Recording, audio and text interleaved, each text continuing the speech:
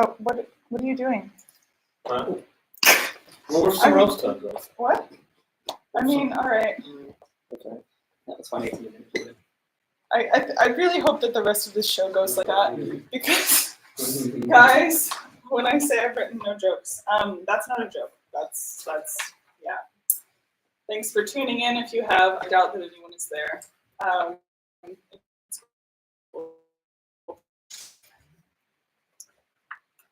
everyone. Hello. Captive audience. We're all gonna die very soon. Cool. So anyway, if everyone is prepared and ready, I'm not. Yeah. So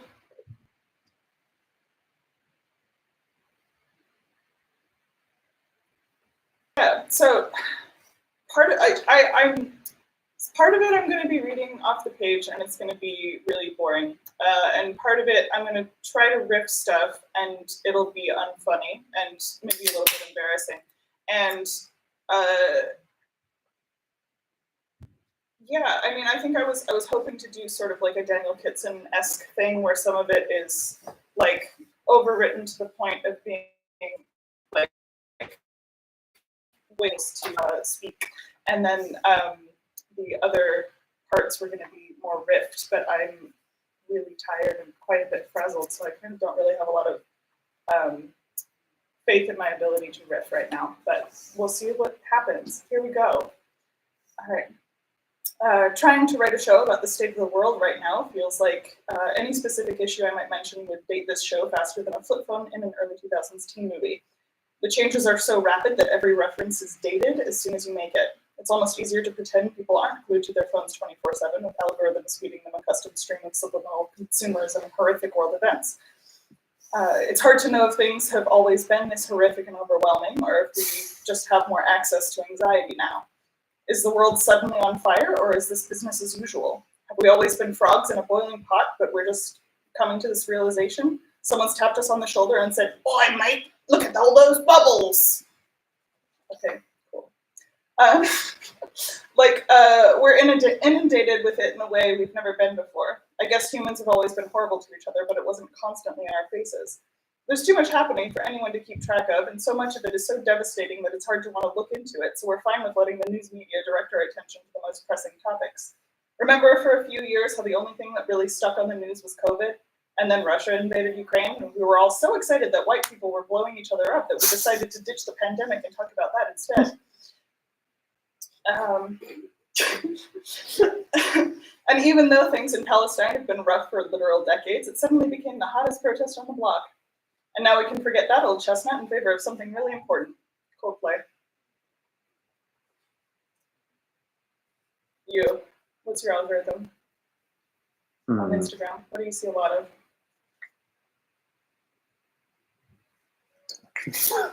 You don't know? Does anyone know their algorithm? You know. Oh, is it like the search bar thing? Yeah. Or just like stuff that comes up that you didn't follow intentionally? Oh, I got rid of those. How? As in what's on your like FYP basically? My feed is only stuff I follow, I'm pretty sure. But you know, if you like go into the search bar, oh yeah. Oh, that's a mixture of like thirst traps. As in your like for you page basically. Yeah. Thirst traps and. All right, guys, let's get on our phones. To be fair, that was I guess I just hoped that people knew off the top of their heads, like parrots and parrots. Signs of and it's a sign of low self-esteem. Oh. yeah. All right. Okay. I asked for it. Yeah. The world's worst company. At one point, my algorithm was written with weight loss supplements and body positivity, natural hair products, fertility advice, cigarette memes, and Shrek porn. Yes. Sorry? The Shrek porn. I feel like that the algorithm, had a very specific idea of who I was as a person, and none of it was accurate except that I have a thing for a fake Scottish accent. I took a few months off of social media and it reset, which was great. because lately my feed has been showing me niche chronic health conditions because I needed that. More anxiety in my life. It does seem like it's offering a little bit of relief to the problem that it exacerbated by also offering me anxiety relief suggestion. I just want the Shrek back. Anyone who knows me is aware that I'm allergic to pretty much everything. Alcohol gives me vertigo. Weed gives me horrific hallucinations, like people's faces melting off. I'm real fun at parties. My drug of choice, obviously, is psychedelics. So it should come as no surprise to anyone that a few birthdays ago, I found myself dropping acid in Amsterdam with my friend Vincent, who I had not yet realized was a drug addict, even though the way I always described him to people was kind of like me if I was on hard drugs. Like I have a vibe. I have a vibe. I'm pretty sure I have a vibe. And I think my vibe says like extravagant and colorful and artistic freedom, but it's not really clear if that comes from generational wealth or generational trauma. But my vibe was very different when I was a teenager. Instead of being like fashion icon, it was more like school shooter. Yeah, generational trauma it is. So I have this joke that I really like. Like two guys are sitting watching the news, and it's covering everything. And one guy turns to the other and goes, "I just can't imagine what's going through those kids' heads." And the other guy goes, "Probably bullets." Yeah, cool. In the U.S., school shootings happen pretty much every day of the week, twice on Tuesday. I have a lot of respect for women who don't do stand-up, I think. Yeah?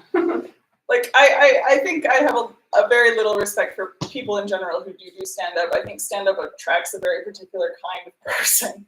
And I think that it's people who like to have a microphone and like to be very self-indulgent and talk about themselves and think that they have something important to say. So yeah, women who don't do that, that makes sense to me. This next bit is like a lot of like notes that are just very cynical about stand-up. Like edgy comedians tell all these like silly jokes, but you can tell through it that they're wounded, right? They lean on irony, sarcasm, cynical twists, surprising turns of phrase. And I like humor that juxtaposes contradictory things. Like I think dark humor is a contradiction of propriety because it's pretty inappropriate to joke about bullets going through kids' heads, right? So what do we think about jokes about the cat watching me masturbate while I'm crying? You like that? Mm-hmm. No? Okay. Okay. What? Is that something I'm supposed to know about? The cat watching me masturbate while I'm crying? Yeah. You should know all about that. Yeah. Because the cat. Yeah. I don't know if like edgy comedian fits my vibe. Like I don't think I think I'm kind of generally bright and happy and enthusiastic like a golden retriever puppy. So like I don't know, I'm not really sure that works. Because I feel like I go too silly or I go too dark and then it's sad. Yeah, hence us laughing right now so much. I think it's also hard to be sad when you dress the way that I do, which is not right now because I'm supposed to be wearing a colorful thing, but it's really fucking hot, so I didn't put that on. This is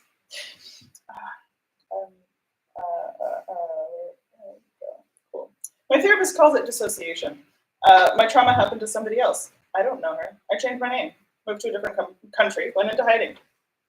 But yeah, I think to me, doing stand-up kind of feels like putting a Band-Aid on a bullet wound. So back to dissociation. Amsterdam is a city built on canals. The buildings are already pretty ersatz, but on acid they're fucking perpendicular. So we drop the acid and we go out into the night to follow the vibes. This mostly involves walking in circles around the red light district and stopping every 30 seconds to laugh our faces off about how the long, slow creep of time. There's no how there in that sentence. I can't read. It feels like it's been hours, but the clock on our phones are not reflecting our lived experience. Dude, how long have we been walking? What, since the last time I checked? Yeah, how long has it been? Dude, you're never gonna believe this. It's still 10:52.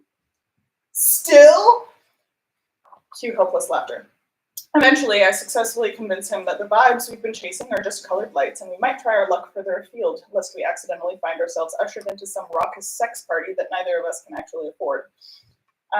We find ourselves in a somewhat empty bar, but it has a live band, and the acid has given it Alice in Wonderland proportions. So I think the bar probably was smaller than this room. And it both felt really tiny, but also really massive, like a banquet hall. And we sat at this tiny table that also felt like a banquet table. And there was a band playing. And they were like stretching way up into the sky and playing covers of like probably Coldplay. And the barmaid was like really tiny. And I was like leaning over her like I was a figure in a Klimt painting. And I asked Vincent later, like, was she like a little person? Was I towering over her like a figure in a Klimt painting? And I absolutely was. Yeah, she was a little person. So that wasn't the acid. That was just she was very small. Yeah.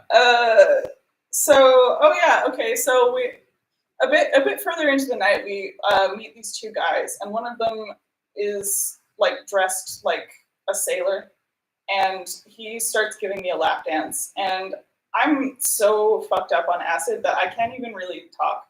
So he's like giving me a lap dance that I do not want, and I feel like I'm being really rude to him, so I apologize and tell him that I'm on a lot of drugs. So he gets really excited by that, and so Vincent takes him into the toilet, and the toilet is a single serve. Like there's not space in there for two people, and it's also right by the bar. So the barmaid sees them go in there, and she turns to me and she's like, "Are your friends doing drugs in the bathroom?"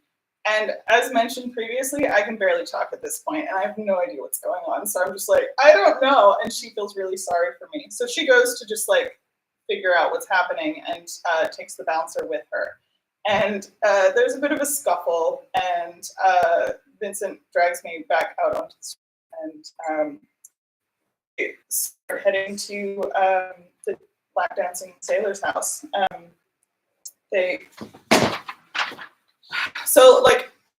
We get to, first as we're going, we hear this massive crash, and there's this guy who comes running up the street, and Vincent and I look at each other and we're like, what's going on? And then like a bunch of cops come running past too. Like we could have stopped this guy, but we didn't know what was going on. So the cops went, and then we turned around the corner to see what the crash had been. And he had thrown a brick through the window of a nightclub. So that was crazy. So when we get to the lap dancing sailor's house, I see like a wad of cash just like bouncing along the street like a tumbleweed. And I reach down and I grab it, and I'm trying to give it back to the sailor's friend, who, by the way, is a DJ who keeps talking about his deep friendship with Kanye. And he's like, "Oh, that almost got away from you." And I was like, "Yes, absolutely it did." And I folded it up and I put it in my purse. And later I found out that it was over 200 euros. So that was cool. I made money. I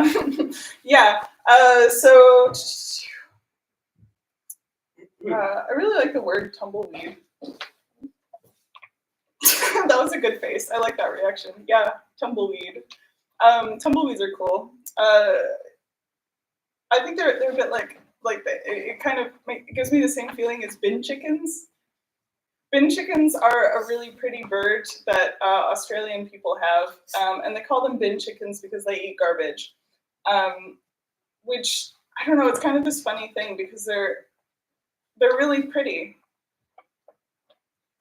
but we just kind of take the piss out of them because they eat the garbage that we fucked up the environment to make it so it's easier to get garbage than eat the normal way. Oh God, I told you no jokes in this. So we get up to, we're climbing this crazy staircase, and the lap dancing sailor lives all the way at the top of this block of flats, and he keeps like coming out of his closet in different costumes. Like he was a sailor at first, but then he comes out dressed as a policeman, and then he comes out dressed as like a salsa dancer, and he just has all these different costumes, and he keeps changing them. What?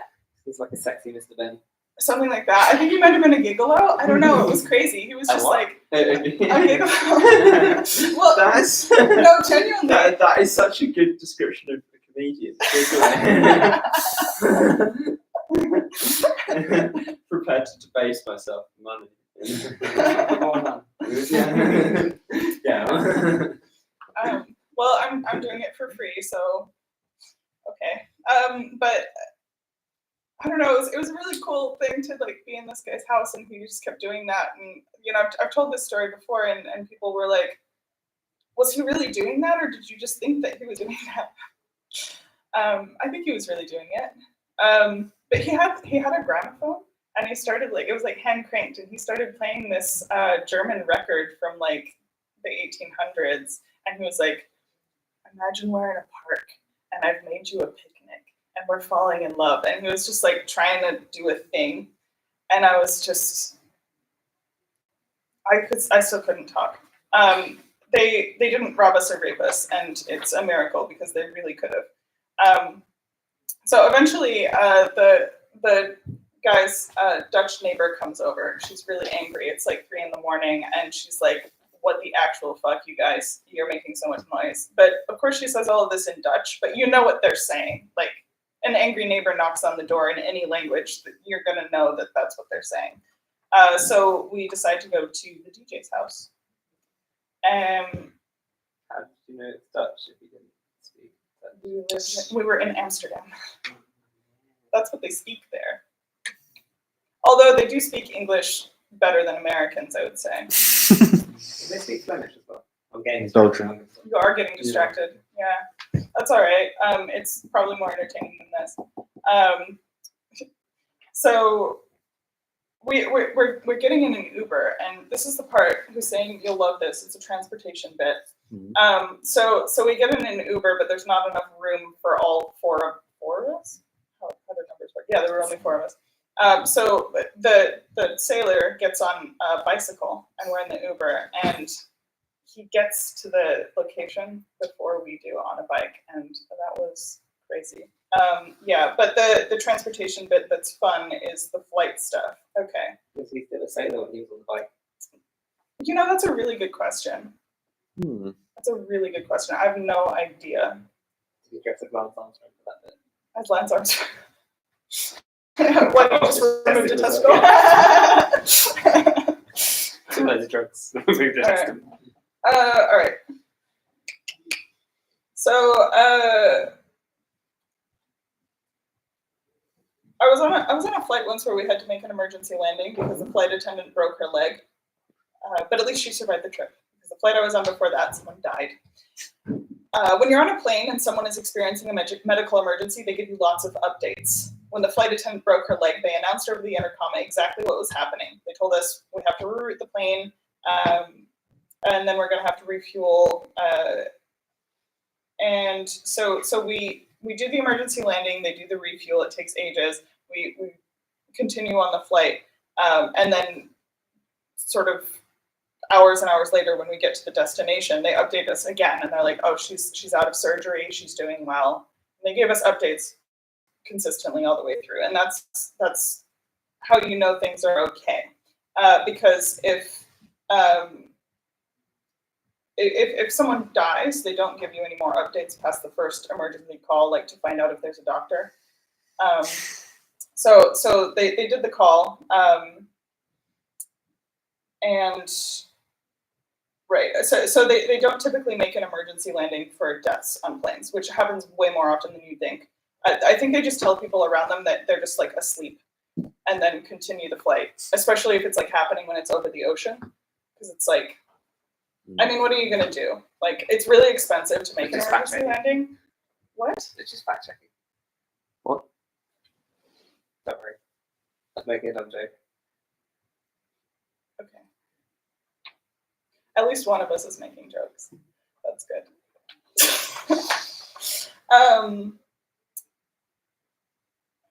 Yeah.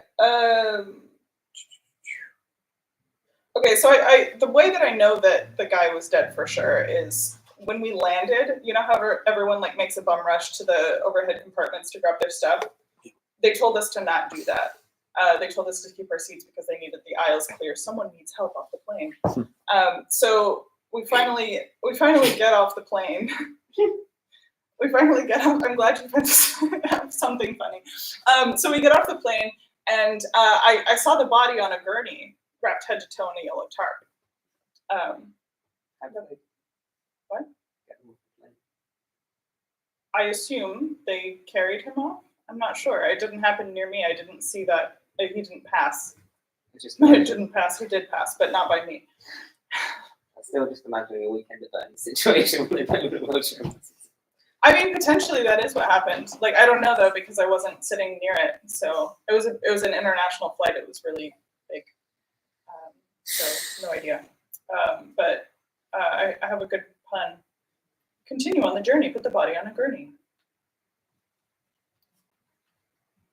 Musical. I don't know. We could all dance to it. So the DJ lives in a penthouse, and he has great lighting in his bathroom. Really, really excellent lighting. Every time I go to the toilet, like I come out of there just talking about how gorgeous I am. And I think it's me, but then I realized later it's got to be the lighting. It had to be the lighting. It's not the lighting. Sorry? It's not the lighting. Aw. Flattery will get you far. But anyone who's done psychedelics knows you ask only the most important kinds of questions when you're on psychedelics. Like, what is time? Is that a cat? Is that a door? I went hiking once with a friend, and we were on mushrooms. We stopped somewhere to use the toilet, and I got lost in the bathroom. So she came in to find me, and she did find me standing there staring at this massive mirror. And I turned to her, and I was like, is that a door? And she thinks that's hilarious. I think a lot of fun things happen in the bathroom, actually, when you're on psychedelics. Like, I had to take a shit once, and I went to do that. This was a different time, different friend. And the tiles in the bathroom were like the really little tiles, and they were like a weird texture, and that turned into a hallucination of the Kennedy family. And, like, it was all these like different like movie screens, and it was all of the Kennedys. Like, there was John, there was Yoko, I don't know, just like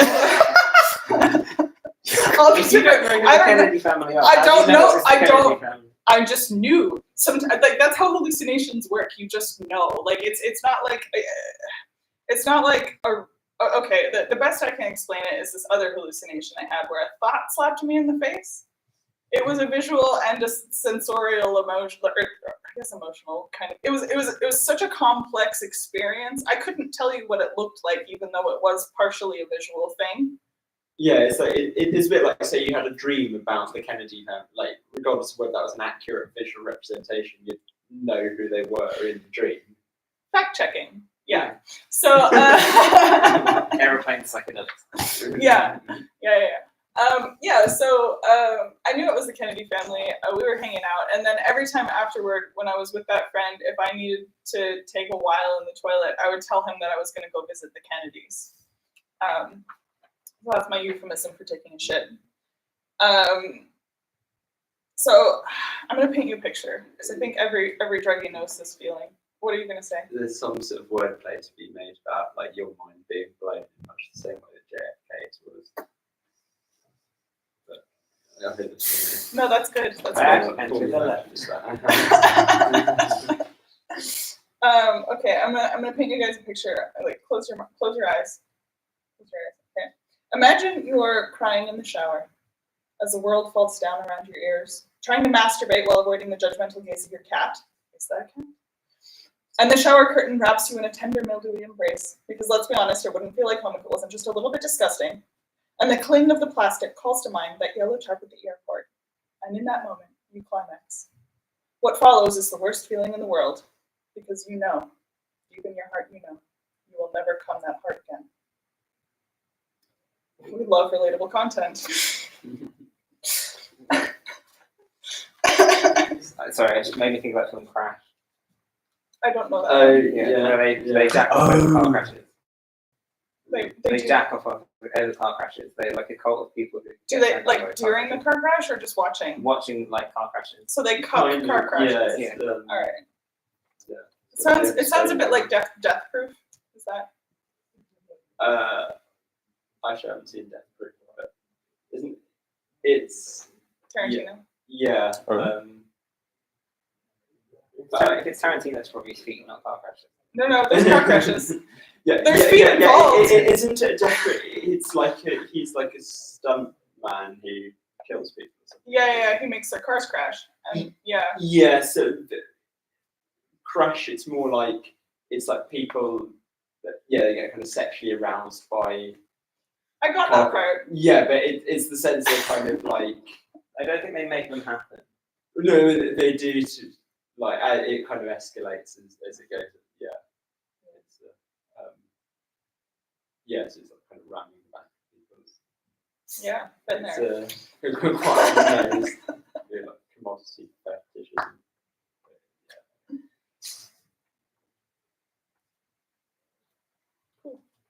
Yeah. Anyway, I get Sammy whenever I see my neighbour's toys. For the next 7 or 8 hours, I'm sat watching Vincent clean up this DJ's entire drug stash all night long. It was amazing. We're talking a lethal amount of white powders, every kind you can think of, and Vincent just seems normal, almost bored. Meanwhile, I'm discovering the indisputable fact that album artwork is created with the sole purpose of being positively scintillating to people on psychedelics. At one point, I whip out a jaw harp and start playing, which is a mistake, because the lap dancing sailor is fascinated, and he wants me to teach him how to play jaw harp. So I try, and he busted his lip, and that was the last time I ever broke out the jaw harp at a party, because it is just too tempting for people who are a danger to themselves. So Vincent is doing bumps off of this little pocket knife when the DJ pulls out a fucking machete. It's like, this is a man's knife. And Vincent's like, yeah, but it's not really practical to do bumps off of. And the guy's like, yeah, but mine's bigger than yours. So Vincent does a line off the machete. The sun eventually rears its morning head, and we leave the DJ's penthouse to trek back across Amsterdam to our hostel. On the way, I find a tiny rubber elephant on the sidewalk and freak the fuck out. I ask Vincent if he can see it as well, and he's like, he thinks that I'm still tripping out over like things not matching their expected proportions. But actually, what I'm freaked out about is like years prior, I'd gone on an interrail trip across Europe, and I had this tiny elephant with me that I took pictures of next to like monuments in 9 different countries for my friend in the US who, like most Americans, has never left. And so it was just like this magical coincidence that it was there. And it was like, oh yeah, that's crazy. Yeah, so we get to the hostel and sleep a few hours before Vincent catches the train back to Maastricht. And as the days pass and I don't hear from him, I get this sinking feeling. And I'm filled with guilt and shame, sitting there thinking, I was there the whole time.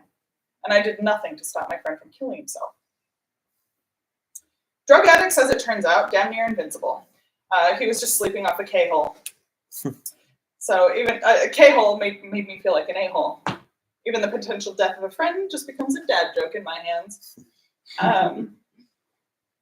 I can't decide if I'm lucky or unlucky, because I always find myself in these strange situations, and I make it out unscathed. That's lucky.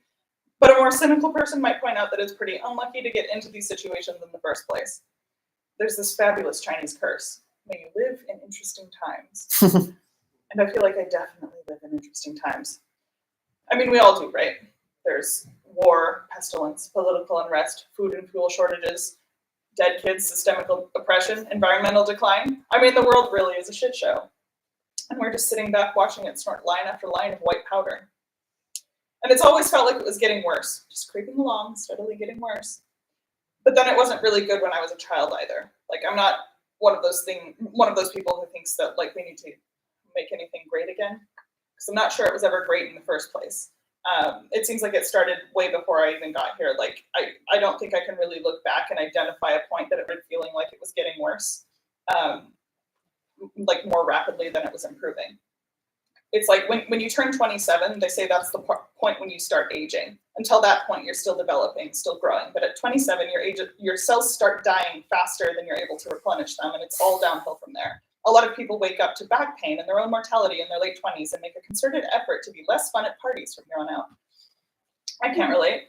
I've had back pain since I was a child, so I kind of missed out on that bit of human experience. So many people say they'd give anything to go back to childhood, but I wouldn't go back if you paid me.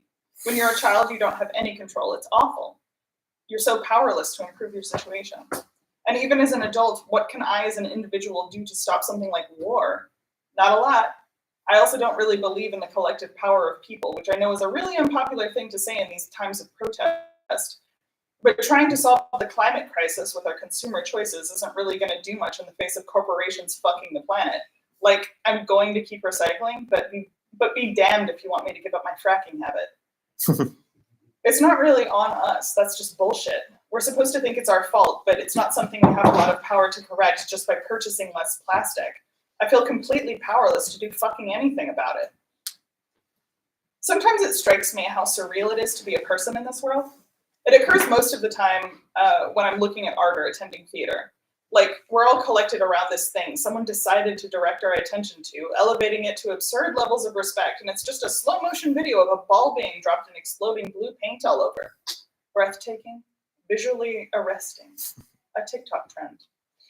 And sometimes I wake up and realize that I'm standing in front of you with a microphone. Well, not today, not a working one.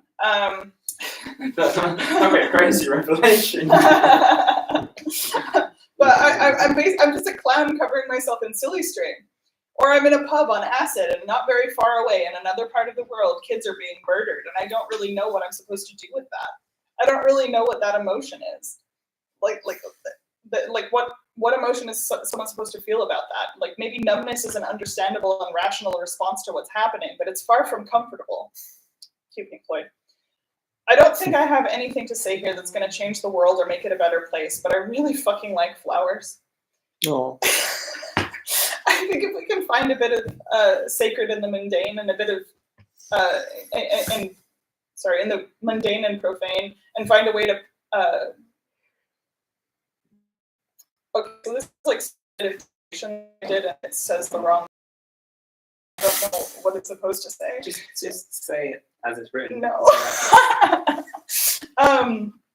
Poke it in the abject. I don't know. Yeah, I don't really know what I said there, but I think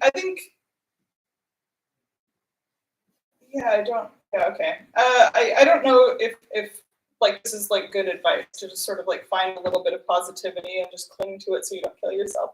But it's the only way that I figured out how to live with myself, which I think is a very privileged position. As I said, I think it's probably a dumb idea to take life advice from stand-up comedians. I think the only thing we do maybe have the power over is figuring out how to enjoy the little things we have and just stay alive. We can laugh at bin chickens and tumbleweeds. Everything in life can be really enjoyable. There's so many things that I truly relish and enjoy. Like, genuinely, I think all three of you have seen me freak out over flowers. Sometimes it's so beautiful that it's just too painful. Like, I look at the sky sometimes and my chest just aches. It's sort of the same thing that happens when I look at Blake Lively. I mean, she's so beautiful, I could die. I could kill myself over Blake Lively's smile. Just kidding. I mean, obviously, this is a comedy show.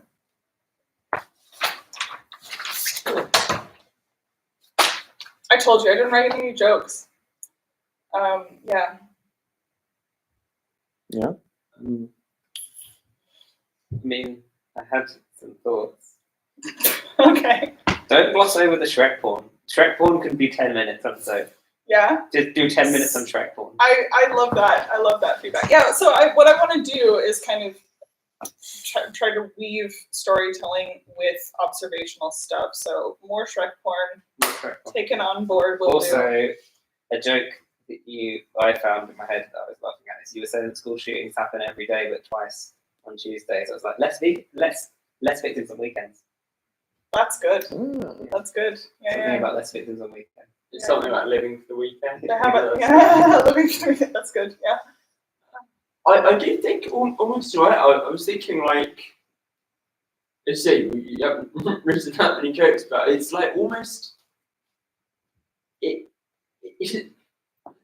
this might be a weird feedback to a comedy show, but I think almost in a way like it sort of doesn't need to be that funny in a way. Like as in I think I found it really just like it was just quite like it was interesting and sort of compelling regardless. So it's like almost like if you didn't put any jokes in, like it would still be Yeah. it's still That's- because it's just such a sort of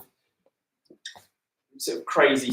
Well, but firstly, it's a crazy story, but also like even the sort of stuff later on to do with, like more like your kind of perspective and thing. Like I think that is kind of it's all interesting anyway, and I'm not saying that adding jokes in would make it worse. No. I'm crucially not saying that. Adding But jokes would it's definitely make it better. I'm crucially not saying that. But what I mean is like I think it's almost what I mean is that I don't think you need to sort of like Sorry about that. feel like you need to sort of crowbar them in. Like Sure. it's a bit like. I'm sure if you keep on telling that story, and like more kind of funny elements will occur to you. It needs tidying up in terms of narratively. I think it jumps when there's not jokes in it. It jumps around a lot in a way that doesn't necessarily need to. Yeah. And it's just making the transitions clearer. But it's just the thing. In an hour, you don't need to worry about gag rate. It's just about having as someone said to me, and I say this to everyone. Jokes are in a longer show. Jokes are bus stops. Right. So you just need to keep them in there to pick people up along the way and keep them on the road. But you don't need loads of them. You just, if the energy feels like it's dropping, throw in a few minutes of gags to just get people going again. Yeah, I think a big thing that I've noticed about storytelling as well is it's not proper jokes. Often it's in the delivery, and I like some of these things are things that came directly from show like the sets that I've done previously that people did laugh at, and you guys suck at laughing apparently. So but a lot of it is to do with the delivery, and when you're reading off a paper, it's 99% of the delivery wasn't there at all. I mean, so it felt like anecdotes you tell in conversation to us, but less funny. As in not funny. Yeah. I mean, that's a harsh way to put it. The But thing is, you know what I mean, right? this kind of this is not going to be funny in an hour show the same way that it's funny at a mixed bill. Because the reason this is funny at a mixed bill is because everyone else is so fucking normal. And then you're like, well, I was on acid the other day, so you're immediately that's immediately funny because you've got the counterbalance. That's but fair. in a context where you have no counterbalance, you kind of have to find more ways. You're not More levity. Yeah. Or just more. You have to find like the punchlines to otherwise there's nothing. You haven't got the other side of it, so it's just going Heavy. Yeah. I suppose slightly what I think is that have you considered? I mean, sorry, this is the first of these scratch shows I've been to, but it's the sort of thing where it's like, because as I was saying about like it being sort of compelling regardless, but it was the sort of thing like if you build it as like a sort of one woman show or whatever, like it's like it's almost like if you present it like the humor is kind of, I mean, you're a funny person. Like the humour comes out in your voice, but it's like it's almost. I think like in branding it as a comedy show, it kind of falls like flat. it almost I suppose what I'm saying is it kind of I think it arguably puts you under undue pressure to be like, oh, I kind of, but to be like, I need a punchline every 30 seconds. Yeah. Whereas, I've never felt that pressure. like, yeah, but I understand what you mean, and so part of Scratch is like exactly that, to just write whatever I'm writing. And part of the problem with Scratch is I'm sort of writing each show each month, and I don't really know what it's going to look like in the end when I start like. So I might like say that it's going to be stand up, and then it turns out, oh, it's not. Or I might, like I have a couple of ones coming up. Like I want to do a table reading of Dogmen.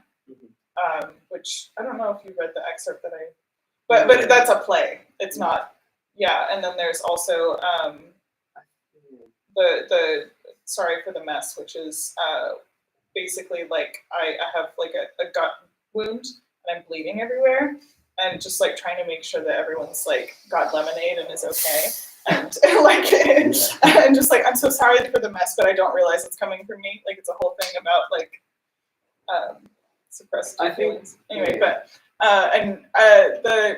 so that's, we'll see if we can make that funny.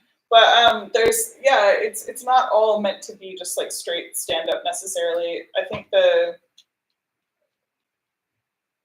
like me as a performer and what I'm interested in isn't 100% like gags. So I think that kind of comes through. Yeah. So I was just gonna. Do you have like do you sort of know what you're gonna do with this? Like what I mean is like, so obviously you've set yourself a project of like you're coming out with a show like each month basically, but like after you've done each thing, like are you going to turn any of those things into? Yeah, so I've already applied for a few different opportunities with some of the shows that I've already like done.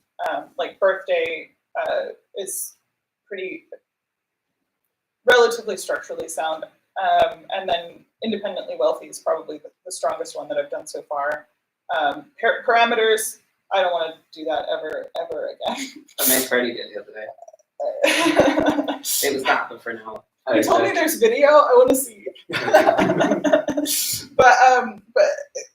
But whatever you did was definitely. It sounds like it was way less excruciating than what I put the audience through. I didn't have to do it for an hour. That's fair. And also, you didn't just. Alessandro was like, "Oh, this isn't what I thought this was going to be."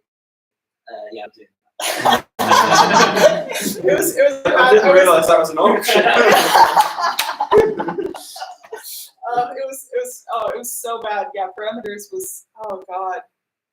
Oh, and it felt like it was never gonna end. And then at the end, Peter just came up to me and he was like, "So I can just delete that, right?" Like Oh wow. And he didn't. He gave it to me and I have it, and I don't, yeah. But yeah, it was bad and I didn't enjoy it. And I can see like how I could develop it into something interesting potentially, but I don't have any interest in doing that because I have all these other shows that I'm much more interested in developing further. I think this one would be better if I had memorized it. I don't know if I would plug into that particular hole. Put it on the other side. Wow. Also, you said you needed a charger, right? Sorry? You needed a charger, right? Yeah, can I charge mine and then just put it on the leave other it side? with you, or the USB is finicky on that side, so plug it into the other side. wait? How much battery have you got? It's like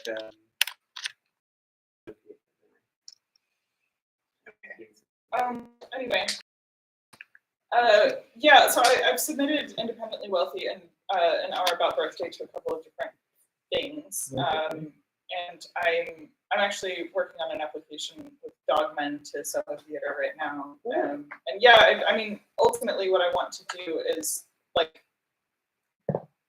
hopefully end this year with 10 viable shows that I can then further develop next year, and then I also have a friend who I've been talking to about like optioning. So that's like selling stories for TV shows or movies and things like that. And pretty much just sort of have like a portfolio that I could take into like places like that and try to get writing jobs maybe or something. Yeah. But I think, yeah, that's... Can I ask why 10? Arbitrary number. I don't know. No, just like I think I just said it and I just kept with it. But also, yeah, I figured. I suppose what I mean is like, Well, I'm on 5. like if you but like rather than. Sorry, this is presumably occurred to you, but it's like, well, it's presumably like if you did 5 and then just tried to basically spend the rest of the time basically trying to hone that 5 further. I guess what I'm asking is like, you're not sort of spreading yourself a bit thin if you're doing that.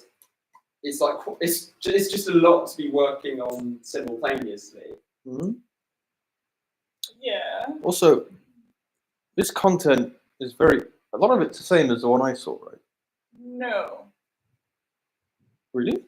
Really? Yeah, you came to Independently Wealthy. I think the tone is similar. There was no shared. I guess that's some of the stuff you just told me, sort of outside the context of a show. Yeah, I think I've told you a lot of that stuff before, but the Independently Wealthy is like more about like I don't think I talk about doing drugs at all in that one, and I have stories about like going on the rob, sleeping in a parking garage, like just so it's just like more stuff related to like There's a couple of gags you reuse for that stuff. gags. Which ones? The Generational Wealth, Generational Form show. Oh yeah, well that's just become sort of like a set piece Yeah. that I've been like using everywhere because you have to tell the audience what you look like. Yeah, I think you can. The way to make the transition clearer is to go, the world is fucked. Also, I was laughing to myself because of a thing, and then you referenced it at the end. So when you said hello, I kept doing the hello comfortably numb. I don't know why, but I didn't. I know that you did, and I didn't know why you did, but it was like I knew that was coming as well. So it was just so like, it's like maybe you can use that somehow. Hello. Yeah. But then it's like it's the thing of like the world is fucked. I'm gonna numb myself by taking that. So like just making that transition clearer. Yeah, I think that's basically I just sort of like I guess I've been sort of thinking about like how to draw that shape, if that makes sense. It's like because I have a bunch of images in my head, like the bin chickens and the exploding ball, and like I feel like they're all saying the same thing from a different angle, and I don't know how to like make it clear what I'm trying to say with that. I mean, you could just go. You could lean into if you want to finish on comfortably, lean into the Pink Floyd, Dark Side of the Moon. Try and make the whole show feel like a psychedelic experience. Yeah, that could, yeah. I think another thing that I'm finding out is I can't stand for an hour. I knew that I couldn't stand for more than 5 minutes, but I really pushed it the last 4 shows. And so I found a way to energy of while I'm sitting down. And I just don't know how to do that. Well, it's quite interesting. Do you know like Mark Maron? So well, he's a comedian. He does quite a lot of like sort of storytelling and stuff, but he often just like sits in a stall with like normally a stand-up comedian. But yeah, no, podcast WTF. Listen to that. He has Acaster a lot, so if you want an entry point, that makes sense. But it's so like everyone. Yeah. Ever. It's like American comedians. Okay. But like less about comedy, more just about general stuff. Yeah, and also quite a different character to Stuart Goldsmith. Yeah. Stuart Goldsmith is very specific. more kind of. Did you ever watch more like misanthropic? Yeah, did you ever watch the show about Glow? Glow, it was just called Glow. So it was a Netflix thing about women's wrestling in the 80s. And Mark Maron was Why would I watch that? Women's what? Women's wrestling in the 80s. And then Mark He's Maron, obsessed with wrestling. That's not one of your things, is it? No. Mark Maron I can plays, see that. he plays like the director of the show who's like, he's like a horror movie porn director kind of guy who then ends up directing this wrestling show. I have very little interest in wrestling. Just carry that in your mind. Yeah, any references? Like, You're that I know? more of an MMA gal. Oh, yeah. What was the one? Brazilian Jiu-Jitsu.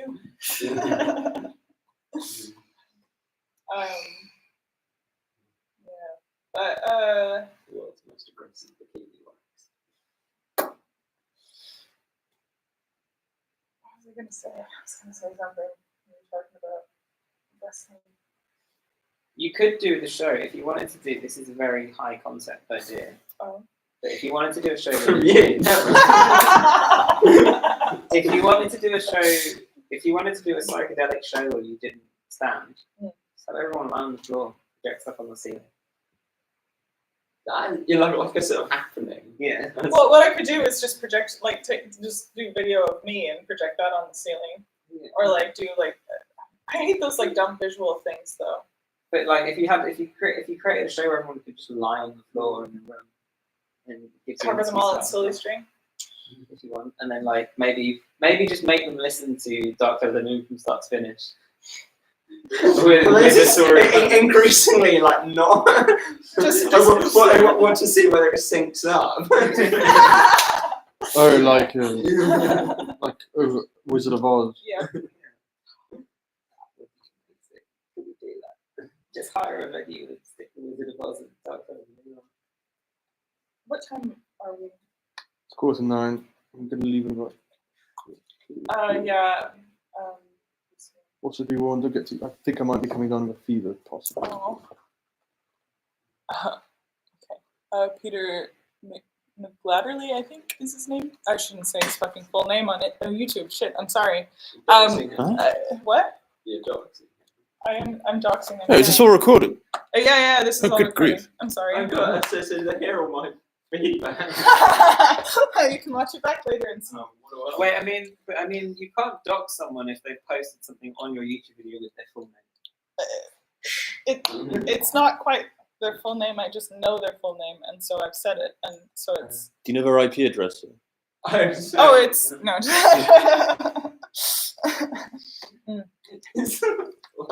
Well, I think I'm gonna end the live thing, and then